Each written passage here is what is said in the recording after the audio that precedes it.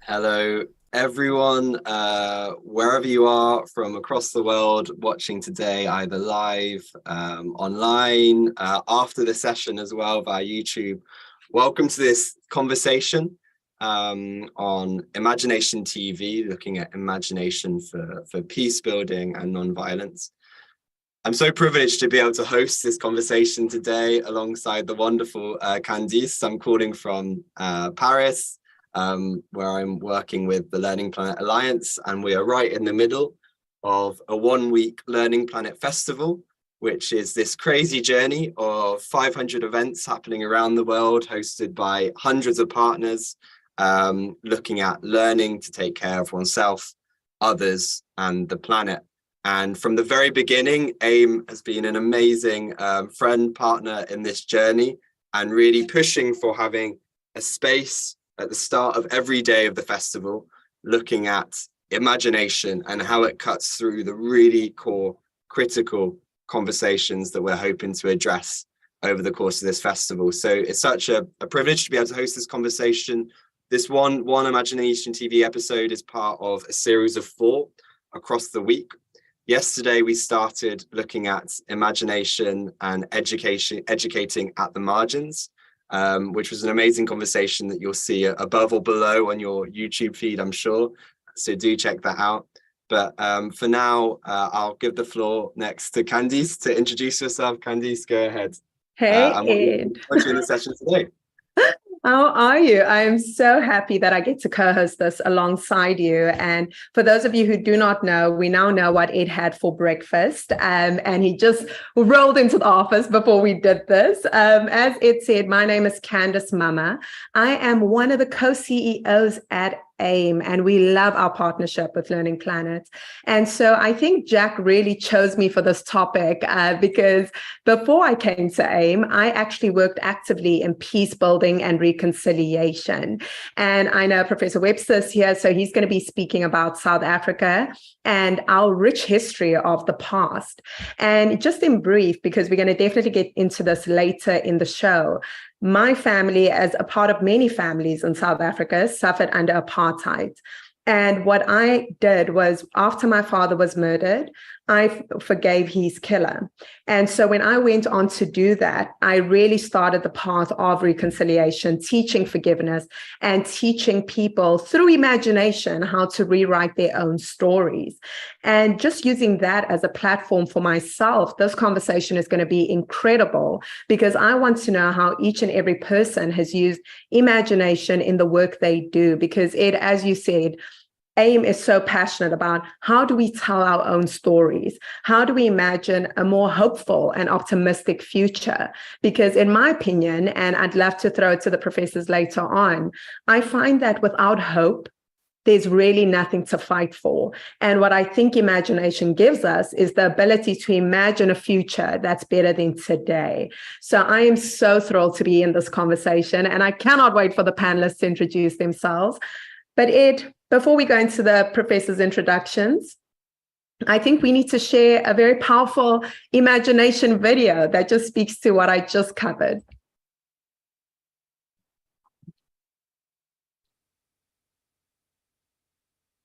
Yeah, we will be sharing the launch of the Imagination Circle a few months back.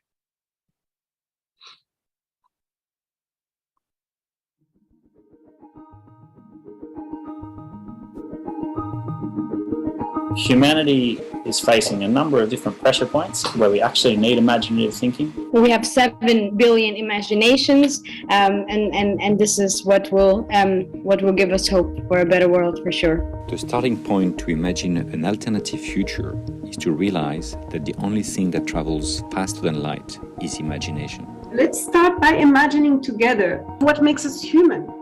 How do we create the conditions to express our humanity? Imagination is a key kind of part of the route to empathy, and also to find ways to engage with the sublime. It's about understanding imagination as the key to so many different doors. Over the past centuries, in my early years, I notably experienced life as an artist, a prisoner, a Buddhist monk, a junkie, a genius, a poetess, an assassin, a mother, and even a rabbit. This was pretty stimulating. I would love for all kids to experience as many lives as possible. I am 17 years old. Sometimes I myself wish that I had the imagination of a small child. A child does not think too much about the hardships of life, but rather build a world that he or she wants to see. How do we imagine the best way to foster imagination? It's really a fundamental concept for us as humans to have imagination. Imagination plays a really important role in how we look at the world and how we build our own future as well. What is that possible future where all of our societies can live peacefully? And what do we need to learn to actually become that kind of species that doesn't require violence to evolve? Can that be one of key contributions of our imagination capacity? That imaginative capacity to wander yourself into a path, and then the energy to move, is something that's critical. The unexpected can come out, and what do we do to enable that to happen? Imagination in its simplest forms is playing with possibility. Let us imagine education as a big puzzle, and each of us have different pieces of that puzzle. So if we connect all people together and they can share their puzzle pieces, and then we can solve the whole puzzle. Allow them to really imagine what they can do for a better world and for a better future. That really allows them to take action, and that action gives them hope for the future. We're all about ensuring that every single person really is able to chart their own path of success. If you redefine and reimagine the idea of success to be thriving, then every child has the ability and the potential to succeed in their own way, because they define their own success. What comes with imagination is ultimately creativity, and with that fear, there's something so truly transformative about being able to express ourselves deeply. It's in those moments of stillness, when we reconnect with our most innermost feelings, is where imagination gets activated.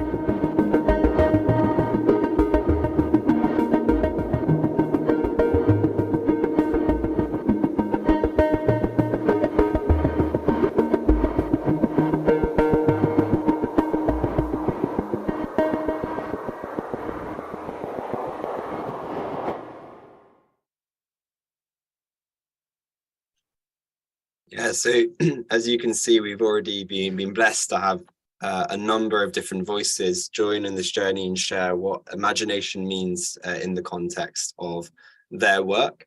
We'll be opening up to speakers now to share for a couple of minutes each where imagination comes in to their day-to-day. But just as a bit of guidance for the session, we were really prompted by the work of Johan Galtung when thinking initially about this session, who around coining Peacebuilding, who spoke about positive peace built by mutual cooperation, social justice, harmony, and imagination. And so leaving that there as a reflection over the course of the session, but we'd love to give the floor first to Webster to introduce yourself and share for you, where does imagination come into your work on Peacebuilding? You're muted for the moment, Webster. Thanks for reminding me that I'm muted, and thank you everyone who is here. I want to say good morning because it is still morning in Cape Town, but I know you're in different parts of the world. So it would be good morning, good afternoon, and good evening, everyone. My name is Webster Zambara. I work with the Institute for Justice and Reconciliation based in Cape Town. The Institute was established out of the South African Truth and Reconciliation Commission, which was chaired by the late Archbishop Desmond Tutu, who was our patron, and we passed on a year ago. And our work, basically, like Candice hinted on it, emanates from a troubled past of South Africa, a troubled past of Africa, and a troubled past of humanity. And to me, imagination, when I hear imagination, it triggers a lot of things. And you mentioned Johan Galtung is one person who I was lucky to be taught by Galtung in Austria in 2004. And ever since, I call myself a Johan Galtung disciple. And my students, one of whom actually twigged that I would participate in this. I taught at the University of Cape Town in 2018. I won't mention the name. I know Edward will. But Galtung said something that touched me ever since. He said, conflict is inevitable, but violence is a choice. Conflict is inevitable, but violence is a choice. Now, societies, how we are socialized, we are not usually socialized to open up for choices. We are socialized to look inward. And now imagination says to me, hold on, we need to move from TINA being an acronym for there is no alternative, to TAR, being there are always alternatives. Now, where are the alternatives? The alternatives to a violent world are only found in one space, teaching nonviolence in theory and in practice. And nonviolence has been with us for a very long time, basically since time immemorial. But there are some names that amplified it and that reshaped it to where it is today. And one is Mohandas Karamchand Gandhi, Mahatma Gandhi, whose work originates also from South Africa when he experienced discrimination and he went back to perfect it. It was also perfected by Martin Luther King with the civil rights movements. We also know the work of scholars and activists like Ginny Sharp, who even perfected the acts of nonviolence that can actually be so powerful. And I recall the book and also the work of Mark Duvillard, A Force More Powerful. But here in South Africa, we happened to have two very inspiring elders, Nelson Mandela and Desmond Tutu. I directly interacted with Desmond Tutu because he was our patron and founder of the Institute.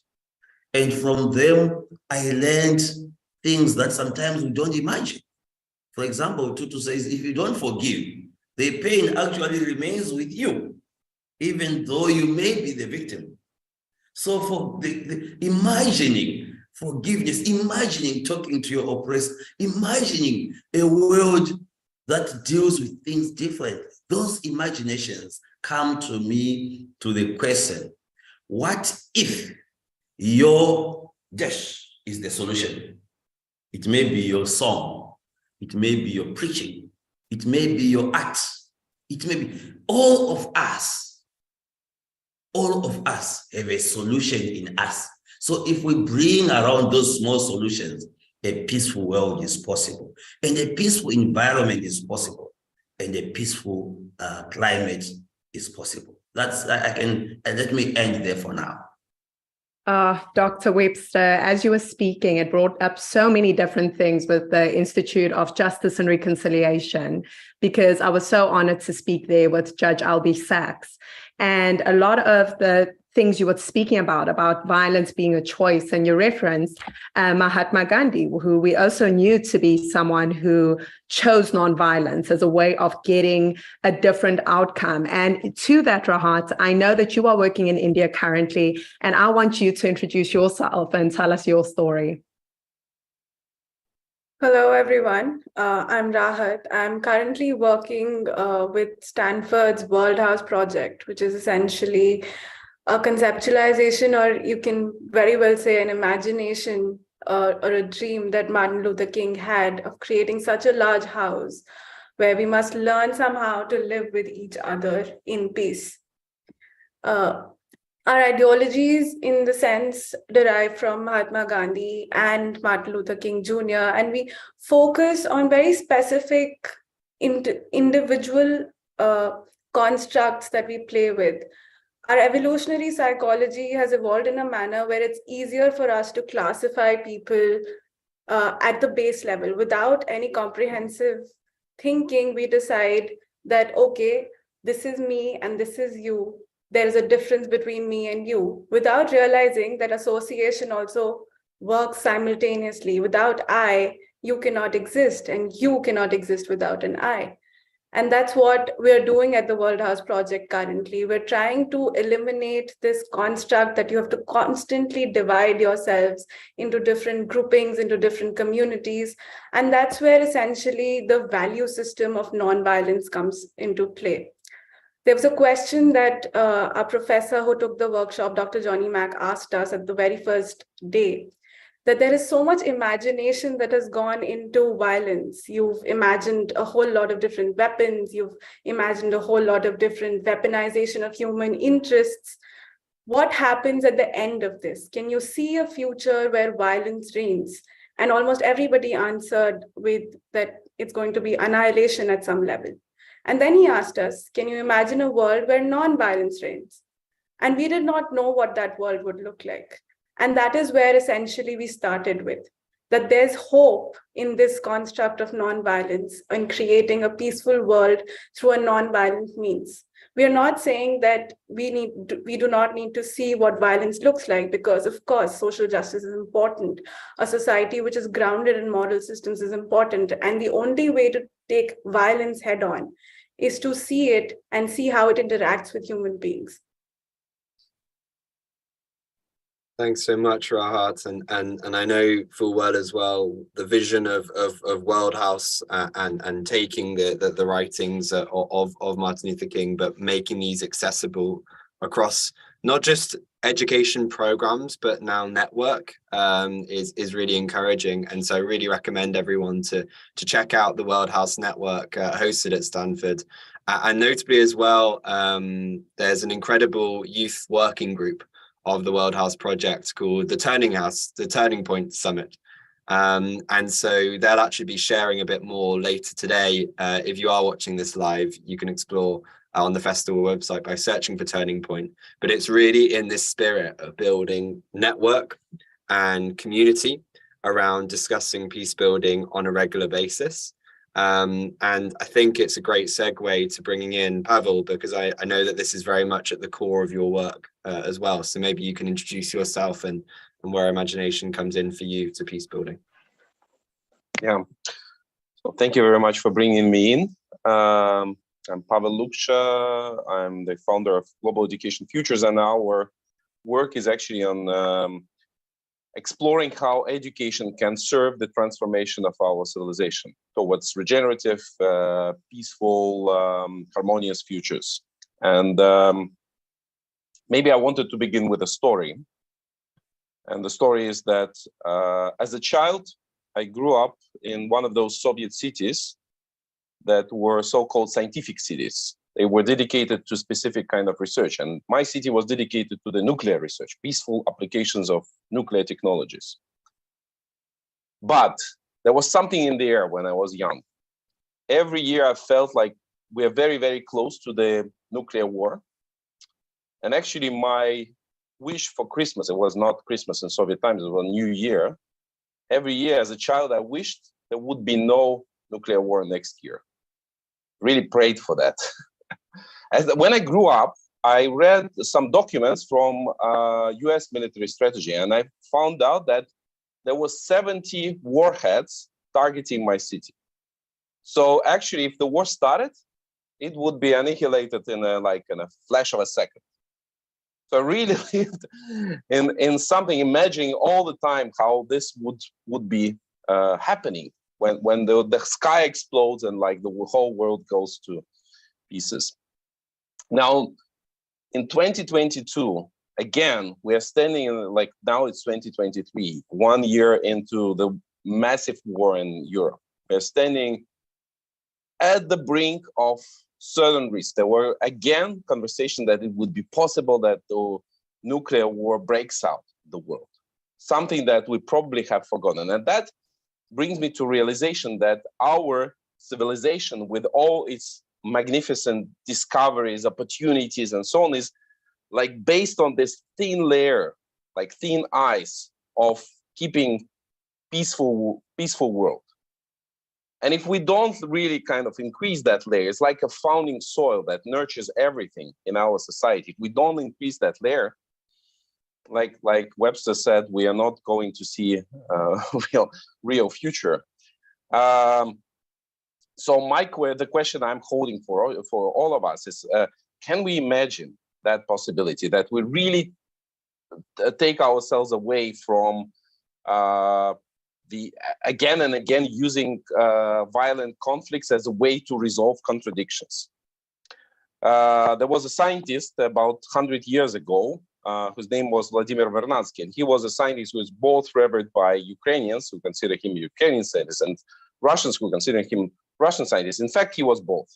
He was actually one of those people that represent the bridge between these societies. And he was one of the founders of the concept of noosphere, the next stage of human civilization, which talks about like we are entering actually the age where humans, through their imagination, through their creativity, can become a creative force of evolution on our planet in a positive way, not in the way that we think right now, when it's climate crisis, when it's biodiversity loss crisis, but in a positive way.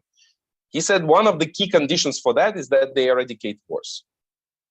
So I think that is the criteria for us to show that we really evolve to the next stage, is that we are able to evolve beyond the need of having wars in our society. So, and any form, significant form of violent conflict, because that is the root cause of wars.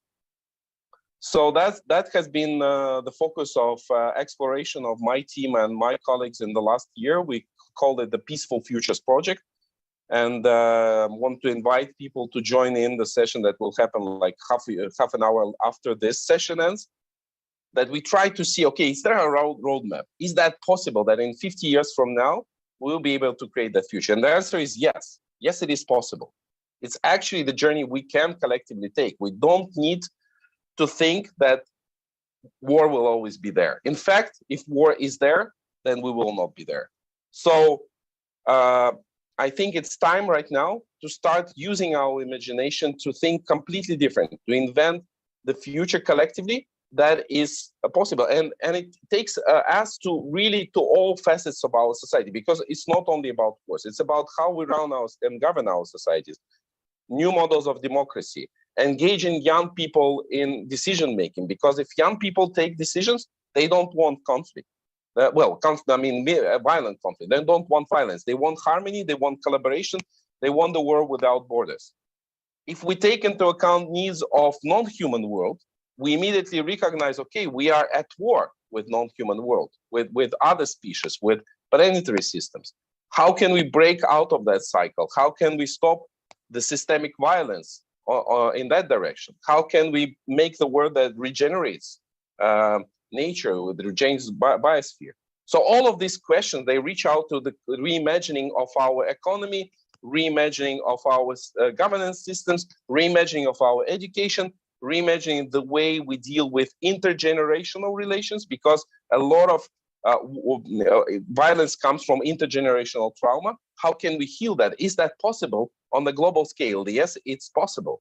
We have tools, we have solutions for that. We can imagine a world that will make that real. So I think the power of our imagination now needs to apply to this kind of questions, these kind of challenges, and we should really take it seriously that we are not only fantasizing about this world, we are actually bridging ourselves to that world. And that is where we need our imagination. Thank you. Thank you, Pavel. And as you were speaking, there were so many things you covered that I think are so important. Number one, you highlighted your role using education in order to change the minds of others. And Nelson Mandela once said, education is the most powerful weapon we can use to change the world. And I think when people think of education, they simply put it into the context of a university or a higher degree. However, what I believe is educational is conversations like this, dialogues like this that open someone's mind to a different narrative, to a different version of reality. And when I share my personal story, it isn't so that people will say, oh my goodness, you forgave your father's killer, It is more so to say, this happened. However, I'm choosing for the story not to be a continuing part in my own life. And it brought me to your analogy of pieces, like a piece of thin ice, I believe you said. And it is up to us to nurture it in order for it to actually have its own longevity and to not melt away at the first sign of conflict. And having said that, I want to transition that thought into, as you said, the youth are leading the future, and we've got two other people that we are going to be introducing. But first, I want to start with you, Ahmed, because I know being a ground change maker, when I was doing it personally on a more full-time level, there was so much conflict happening on the ground that you have to navigate. And I want to know, how do you use your imagination to navigate these spaces that don't necessarily promote peace? Thank you so much for having me and also for posing your question.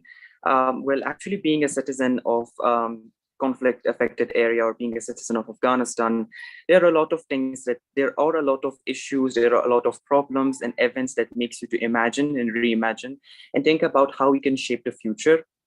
So it starts with back in school.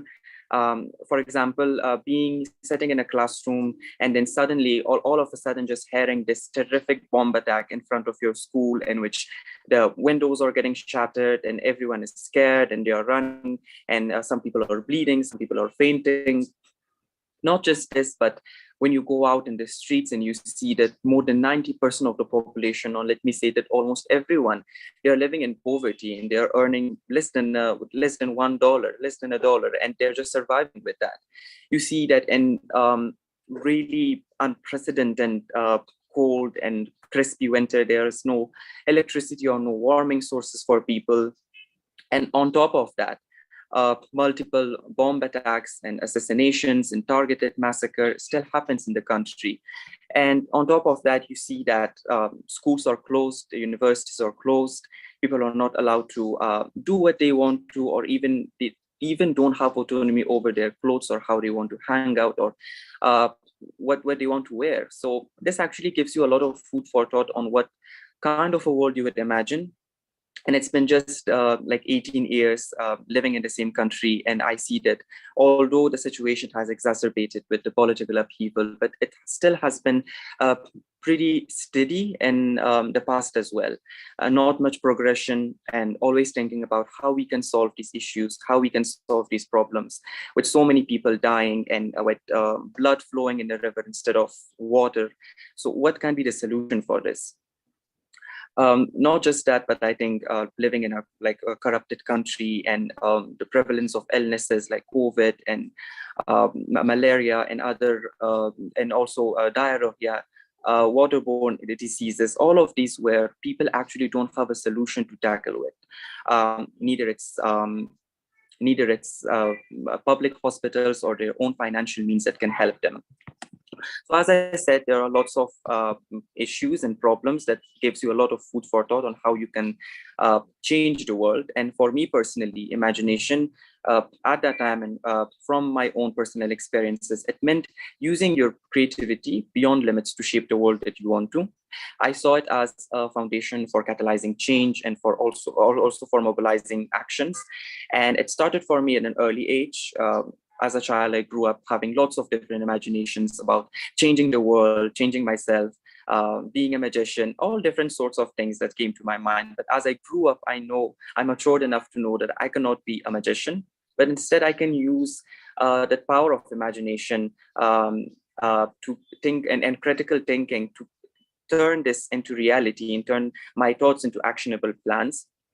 And so I was inspired by multiple different activists like Malala, like primarily Malala, because she was also living in the same context as I was. And that made me start my advocacy journey at the beginning at a very small scale of just teaching or educating some students, school students. And it was a sort of after hour classes in which we were holding for them. And this then suddenly grew up into being an initiative which we are running today. And because I see primarily the deprivation of education in Afghanistan as the main, and also the low literacy levels and the low quality of education being the main reasons why we are being held back.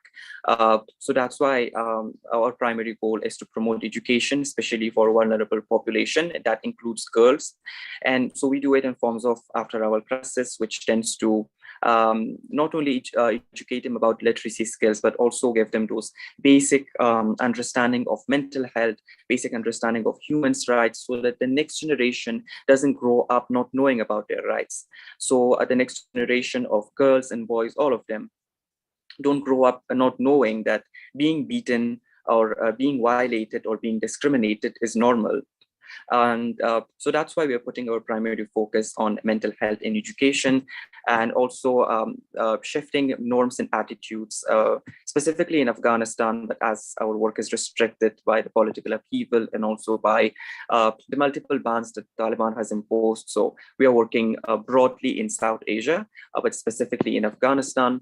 And what actually keeps not just the Afghan people, but all of us alive is imagining a world where we can live in peace and harmony, and where we can actually see non-violence in the heart of violence. For example, there are multiple amazing and interesting concepts like transformative justice, which doesn't punish a culprit. It doesn't punish a culprit or someone who has said that someone has committed something or a crime or a criminal, but it actually educates them about the impact that their work has been doing, or the impact that their work has put on the victim. So there still, still exists some concepts in which we can create a peaceful world, even in an like conflict-affected area like Afghanistan. You see that these concepts and these realities still exist. And I see them, I see these concepts, I see my imagination as the main tool that keeps me alive and motivated to keep doing the work that I'm doing, and also just keeping it up, and also educating others on what we can do, although we are quite restricted. I mean, being just one or two people, it won't change anything, but still our imagination keeps us going, keeps us alive. Thank you so much for sharing that, Ahmed. You said something so interesting, and you've said it a couple of times, and I actually want to disagree with you on a few things. And the only thing I want to disagree with is you're continuously saying you're not magicians. And I have to disagree with that, because I feel as though magicians are there to be one person who does their part in order to change a collective.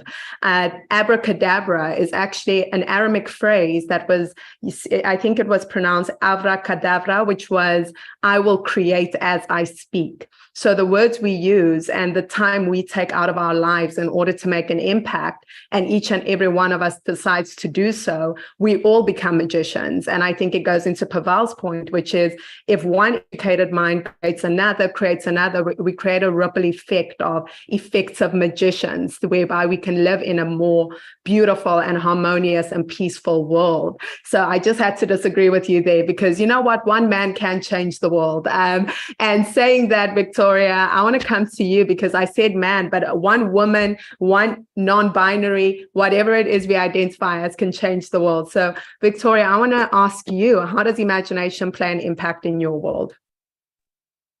Hi, thank you for this beautiful introduction. My name is Victoria, and I'm the founder of this Cri de Coeur project. I'm actually Polish, but I arrived in Paris, France about now 3 years ago when I was just 15. And a problem that I saw was the fact that there's so many refugees arriving in France who are not given the right help. And I knew instantly that I wanted to do something. And so I decided to seek out the different ways that we can help. But the small limitation, I like to call it, but only for a short time, was my age. And I was worried, how much can I really do being only 15? But the more I found resources, the more I collaborated with people who were maybe a bit older than me and could help me in some ways, I realized that age really doesn't matter when it comes to changing the world. And that's where that imagination in my work comes in. This Prix de Corps project focuses on educating others about the refugee crisis, but also it focuses on implementing action and organizing, fundraising and teaching and helping. And so my question was, how can I motivate other young people, students at my school, other youth in Paris, to imagine themselves in this particular position when they can also have an impact despite them being young. And it's actually a funny thing because one of my first initiatives as the founder of Prix de Corps was hosting a webinar educating about the refugee crisis, and we invited some guest speakers. We invited a speaker from UNESCO who talked to us a little bit actually about peace building, and also a founder of an organization helping refugees in Paris. And as she was speaking, the latter guest, she said, well, I really support your idea, but remember that you're not 18. There's so many things that you say you want to do, but I don't think you'll be able to achieve these things. And turns out that we were able as a team to show that this is not true. And this is sort of the message that I always try to send to my peers. But speaking about imagination and LearningPlanet, actually, as a team from Esprit de Corps, we actually had the opportunity to join last year the Hack for Peace hackathon hosted by LearningPlanet. And that was an amazing, amazing initiative. It was started actually right after the war started, and we had a lot of Ukrainian refugees needing help, but we were also discussing the sort of concept of misinformation, of prejudice that comes with such a conflict. And there, during that hackathon, we were trying to find different solutions to peace building. We were trying to find different opportunities, different ideas. And that's where imagination occurred for us. And it was incredible to see how creative and imaginative we can become as individuals and as teams to create different solutions. And I remember there was a group who made a game, meant to promote peace building and teach peace building. The project that actually won the hackathon was the concept of creating circles where people who don't know how to emotionally deal with the consequences of the war can talk to others who share the same struggles, and they can discuss how we can implement peace within ourselves. And that was beautiful to me, to see that imagination, those creative ways of peace building that are not necessarily just legislation maybe, or some big concrete actions that might seem impossible to figure out. And also, just to end my introduction, I wanted to say that listening to everyone talk about imagining a better world is so incredibly inspiring. And it's also reminding me of a beautiful song, Imagine, by John Lennon. And I think this could be a little hymn for us for this meeting. Thank you. Victoria, thanks so much for sharing. And what comes constantly around, I think, is this push and this call for community and time and space to discuss. And you're an amazing part of the Hack for Peace back in the spring. And I think it was a real output to start building more of these forums and spaces to open up conversation. And we'll be asking speakers, I think each of you, what peace education is for you. What does it feel like for you in your work notably? But just before we do that, we'd love just to open up to a video from the professors of AIM, the puppets. So we'll hear the video first.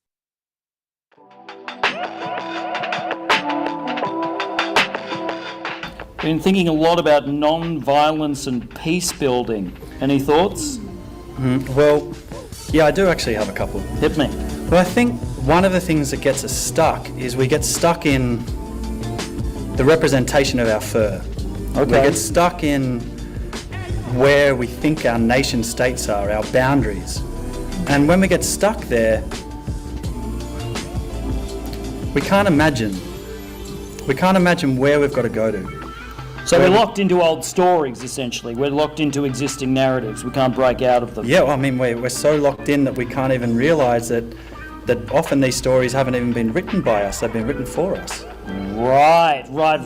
So in the context of peace building yes, and non-violence, we have to stop living previous existing narratives that may have been written for us or written by our darker selves. Yeah, well, even just to give it a moment, maybe we just take a breath and imagine to leave our literal space, to leave our literal identity for one moment, for 5 minutes, for 30 minutes, and maybe come hang out with us. Okay. Sounds peaceful to me.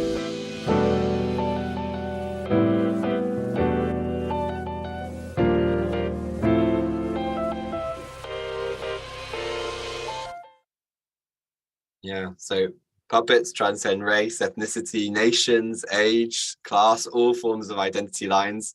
Would really encourage you to have a look on the website of AIM as well and explore, for instance, the professor of building bridges, which I think is a professor that should be in every school, university across the world. And with that, would love just to open up in the time that we have left to a question to panelists, and it might be a challenge, but in a sentence, for you, what is peace education? So you can maybe do the sentence and then expand on it if you need to, but feel free just to raise your hand, though I will maybe pass to Webster first because you are a professor of peace building. So maybe I give you the floor. What is peace education to you? And I'll give you the space to turn on your mic as well too. If you just turn on your mic, Webster. Thank you. Apologies for that. I want to see peace education as a process, a goal and a process that helps individuals and communities to unlearn harmful practices that have been socialized to them. If we are able to unlearn the harmful practices that include even cultural forms of violence and structural forms of violence that we take as normal, if we unlearn them and dismantle them, then peace education would lead us to understand who we are not, rather than focusing on who we are, in which we block ourselves in a tiny way of viewing us versus them. That's my off-the-cuff understanding. I want to step in there, Dr. Webster, because I think you said unlearn harmful practices, and that is such a powerful understanding for all of us to have, because unfortunately, the environment we're in, I think, narrates the story we exist within. And when we marry the story of who we're supposed to be based on these harmful practices, we can never really move forward. Generations can come and go. However, the patterns of pain continue. And so I think the re-narration of our stories is so important. The unlearning of what we're not and the learning of who we are, I think, is so powerful. So thank you so much for that. And Paval, I see your hand is raised. Yes, thank you. And like I said, I see education for peace building as a bridgeway to thriving futures for all, like in a nutshell. And for me, this entails, of course, the foundation is learning how to interact with each other in non-violent ways, how to resolve conflict productively. But I think there is so much more that we need to learn to do it. And one of the things is that we need to actually empathize, the empathy-based education. The transition to heart-based and not just mind-focused education is essential. And empathy, of course, means not only empathy towards other humans, but towards all forms of living and sentient beings. And perhaps that includes even what some people consider non-animate, like rivers, like mountains, like oceans, and also all kinds of living beings, and of course all kinds of humans from other races, other religious groups, embracing our human family. So empathy is the foundation. And another thing that I think is extremely important is our ability to think, to cultivate future thinking, and also historical thinking, because that's part of our future thinking. If we begin seeing our own life and the life of our society in perspective, not only focusing on what is here now as a kind of conflict, as tension that we have, but see it as a longer term perspective and begin to say, okay, there is a pathway out of the present situation if we collaborate instead of trying to kind of overcome each other.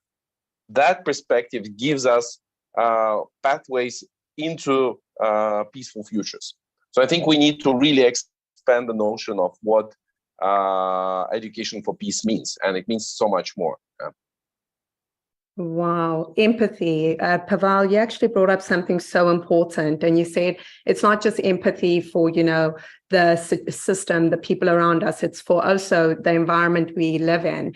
I think I would actually even go further and say it's empathy for ourselves and having patience and kindness to ourselves as we move forward, right? Because I want to share just a small thing about my own personal story. When I met my father's killer, he is known as Prime Evil in South Africa, and he was sentenced to 212 years in prison. And one of the questions I asked him that really speaks to your point is, I asked him, I want to say I forgive you, but before I do, I need to ask you one question. And he said, anything, what's that? And I said, do you forgive yourself? And he looked at me and he said, when you've done the things I've done, how do you forgive yourself? And that really brought it into context, how sometimes when we are angry at a system, we look at the people that are implementing that system as evil. However, we bleed the same, we feel the same, we're just on different sides of the fence. And sometimes it does take that bridge that you're speaking about, Pavel, to bridge that divide by having these kind of conversations, by being willing to meet someone from an empathetic stance on both sides of the fence. So thank you so much for that. It was beautiful. Rahat. With the concept of peace education coming up, I want to share something that the World House Project, the Youth Working Group, is working on at the moment. There are two action projects. One is basically peace education from young people to young people. We are going to be training mentors. Mentors are going to be training young students, and this was something that came up from 15, 16-year-olds, that we want a new vocabulary of nonviolence that we can converse in with our peers.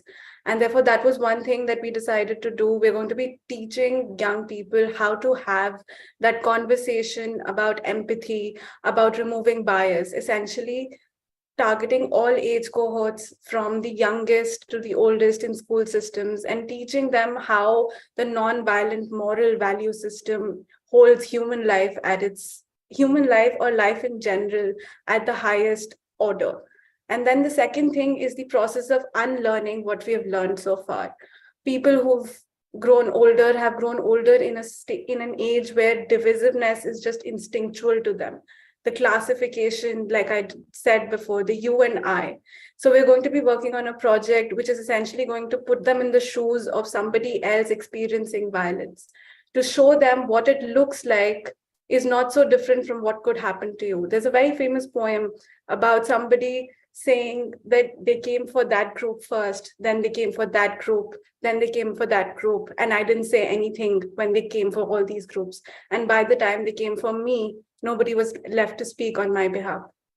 And we're essentially putting that in a construct. We're going to be showing stories of people from across the world who are victims of structured violence, who are victims of direct violence, and also people who have chosen non-violent resistance as their action strategy to speak up against the structural violence that they're facing. So these are two projects that are simultaneously going on at a very nascent stage. We're conceptualizing curriculums. And it's been a great conversation with young people sharing what they think about violence, what they think about non-violence. They bring up very important issues for us.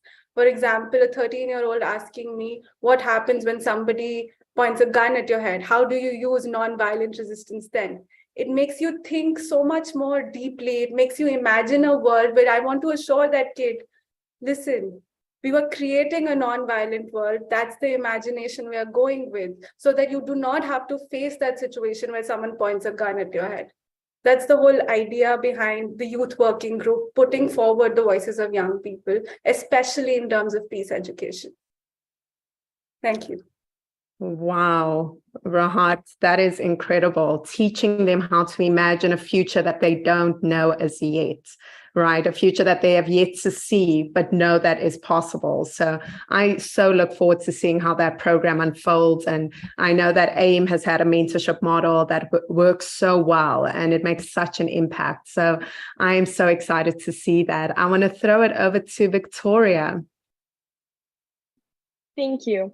I think that peace building education is perhaps a topic yet to imagine in some cases, but a big part of the project that I'm organizing is educating and simply trying to find easily accessible resources for young people. I feel like in a world where we're overstimulated with technology, with everything happening in the world, it's so difficult to try to find a thing to fight for when there's so many things to fight for.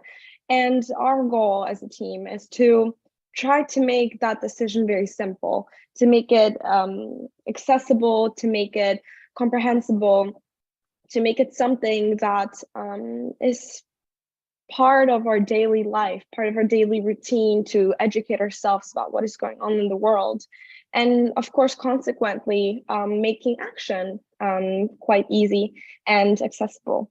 And I think by educating, we also are trying to set an example. And I think the more we try to collaborate, and this is something that the LearningPlanet is known for, getting young people together to collaborate, to network.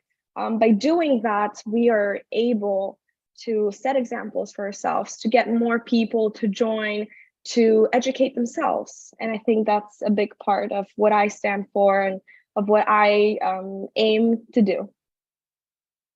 Absolutely incredible. And once again, the imagination, right? I think what I'm picking up in each and every one of the answers that are coming out is the projects are all based in imagining something different than what is. And I think that's incredible.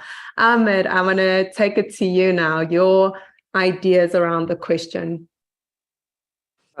For me, I think peace education is a transformative, mind-changing tool that doesn't necessarily apply to being in peace and harmony just as in terms of like conflict, but it's also the environment, the society, the house that you're living.